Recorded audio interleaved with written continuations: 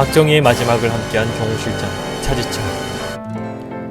한없이 강인해 보이는 외모와는 달리 어린 시절은 서럽고 힘든 시기입니다. 1934년 이천 시골 주막집 주모의 아들로 태어납니다.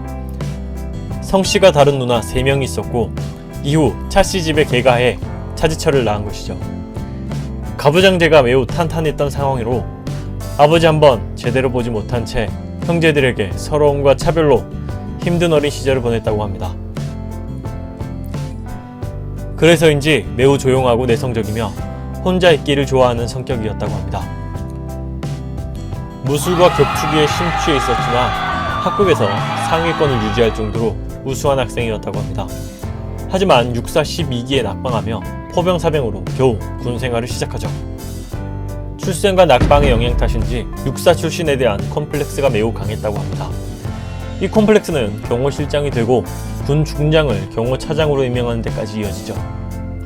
59년 공수특전단에 배치되며 선진교육을 받고자 미국으로 넘어가 레인저 스쿨에 입교합니다.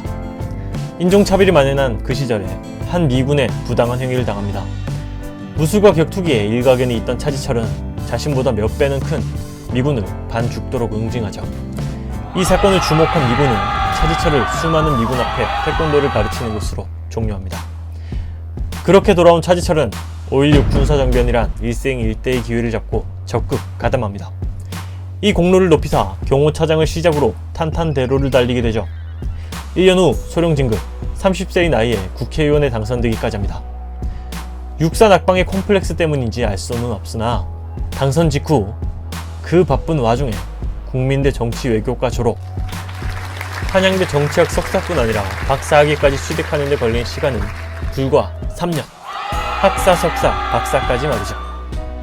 이 모든 것이 가능했던 이유는 당시 엉망이던 학사관리 시스템과 정계 인사에 관대했던 관행의 위력입니다. 이후 외무위원장, 내무위원장을 거쳐 승승장구의 끝이 없습니다. 기대 이상의 직무 수행 능력 덕분인데 월남 파병을 두고 반대 관제 데모를 차지철에게 수행하도록 지시합니다. 조금 이해가 되지 않는데요. 파병을 보내는 정권에서 반대 관제 데모를 했다는 사실이 말이죠. 이는 미국과 협상에서 유리한 고지를 점하기 위해서 시행한 것인데 실제 여론에 반대가 없었기 때문에 조작으로 반대 데모를 일으킨 것입니다. 그 시절은 참 대단한 것 같습니다.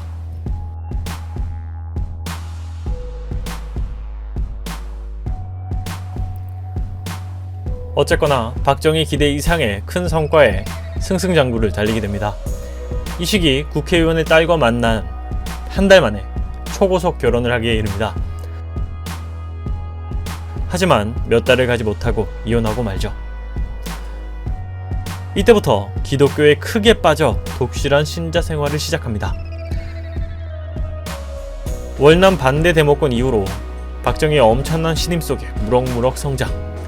컴플렉스 탓인지 권력력이 엄청났다고 전해지는데 군 선배인 김윤옥 장관이 "어이 차박사" 라고 불렀다가 크게 혼쭐이 나고 이후에 공손히 손을 모아 "내무장관 왔습니다" 라고 인사하게 만든 일화는 매우 유명합니다. 이쯤 그의 권력 성향은 극에 달해집니다. 같이 성장했던 형제들을 외면하면서 말이죠. 내용이 길어 다음 편으로 이어가겠습니다. 구독과 좋아요는 큰 힘이 됩니다. 많이 구독해주세요.